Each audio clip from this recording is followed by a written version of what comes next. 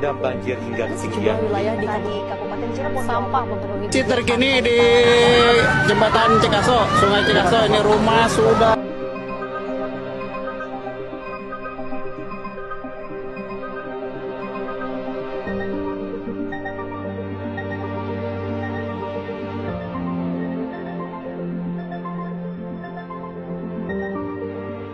Halo, perkenalkan nama saya Gresta Desari Saputra dari mahasiswa Teknik Instrumentasi Angkatan 23 dan NRP 204223 dan rekan saya.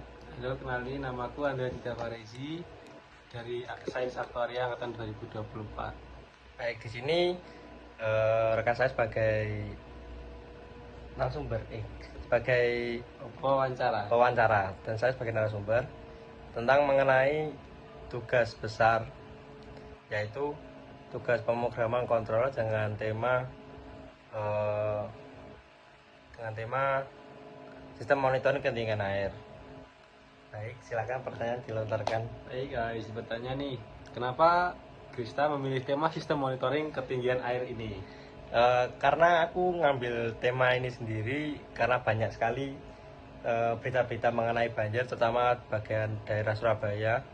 Karena ketika banjir turun itu sering banjir, dan banjir ini menjadi masalah serius di banyak daerah terutama Surabaya, dan saya ingin membuat sistem ini pertama dan dapat membantu masyarakat untuk mendeteksi banjir lebih awal serta dapat mengonfirmasi secara real time sebelum air makin tinggi dan membahayakan. Gitu Mas Andra. Keren, sangat ini ya, dengan Surabaya, kondisi Surabaya ya. Jadi ini nih, alat atau komponen apa aja sih yang ada dalam proyek ini? Nah, untuk komponen yang digunakan itu terdapat sensor ultrasonik SCRR 04 untuk mengukur ketinggian permukaan air. Selanjutnya terdapat sensor JT22 untuk memantau suhu dan kelembapan. SP32 sebagai otak mikrokontroller untuk otak dari sistem itu sendiri. Dan LCD menampilkan data secara real time. Jadi data dari ketinggian yang dibaca oleh sensor ultrasonik dan kelembapan suhu dari sensor JT22 serta buzzer sebagai alarm ketika mendeteksi kalau ketinggian air itu sudah bahaya. Begitu. Lalu dari semua komponen itu sistemnya bekerjanya seperti apa itu? Nah, mungkin simpel aja ya. Untuk sistemnya sendiri itu dari pembacaan sensor ultrasonik dan JT22 itu akan diteruskan ke microcontroller sebagai penerima dari data sensor tersebut.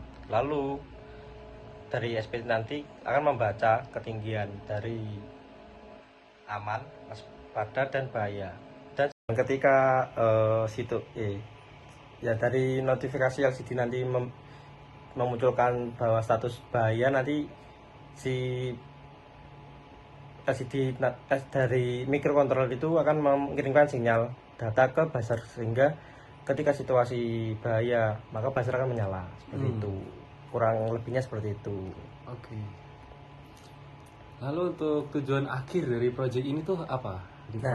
Dari tujuan proyek ini ya mungkin bisa sebagai judul TA untuk depannya maupun dapat diimplementasikan ke masyarakat seperti itu. Lalu kalau boleh jujur nih, berdampak nggak hasilnya proyek ini? Kalau berdampak atau tidak itu tergantung orangnya sih ya, dan bagaimana cara masyarakat itu menanggapinya.